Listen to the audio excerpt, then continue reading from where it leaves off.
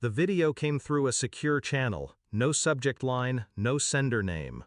I was in the desert, boots in the dust, waiting on extraction when I pressed play. At first, just darkness. Then the hiss of liquid. A beam of light caught their faces, her face and the man beside her, both holding red canisters. Gasoline pooled in the dirt, around the porch, up the siding, past the open window where a small shadow moved inside. My son. She laughed at something he said. He lit the match. The flare burned too bright on the grainy screen. The image froze there, flames mid-bloom. The feed cut. My throat stayed still. My hands didn't shake. But something in me, something human, shut down in a single, clean motion. I booked the first flight out, and I didn't come alone. By the time I landed, the house was gone. Charred bones on blackened earth. My mother was alive, barely. My son had been pulled out by a neighbor who'd smelled the smoke. She hadn't asked for me. She hadn't even asked for them. She just lay in that hospital bed with her oxygen mask, eyes fixed on a corner of the room no one else could see. The sheriff met me outside. "It's under investigation," he said. His words smelled of cheap coffee and politics. "But there's no evidence tying anyone to—" I didn't bother to finish the sentence for him. He wouldn't say, "my wife." He wouldn't say, "his nephew." When I saw her, she hugged me like a wife who'd been waiting, said all the right things, asked all the right questions. Too fast. Too precise. The smell of gasoline was gone from her hair, but I could still see it in my mind. The way she'd smiled. I smiled back. I didn't ask where she'd been that night. Not yet. I started with the small things, a list of her movements, purchases, phone calls. I found the lover's name in a joint credit card statement, hotel charges 3 towns over, calls between them at midnight, hours before the fire.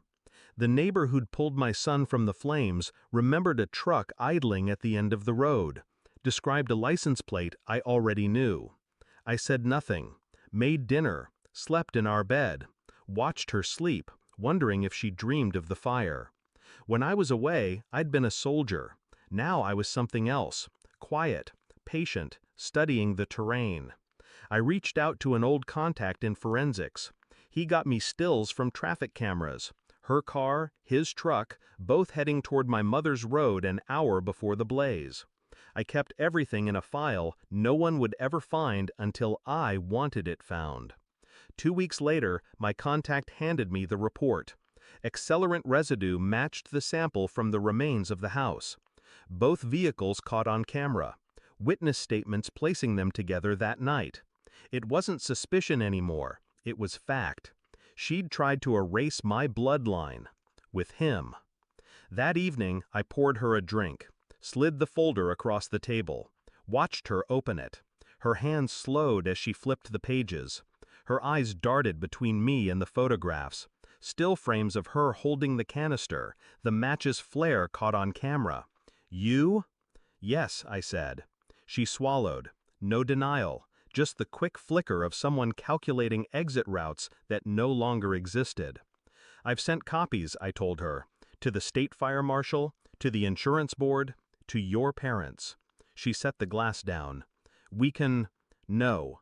I leaned in, voice low enough to disappear in the hum of the fridge. "You won't see my son again.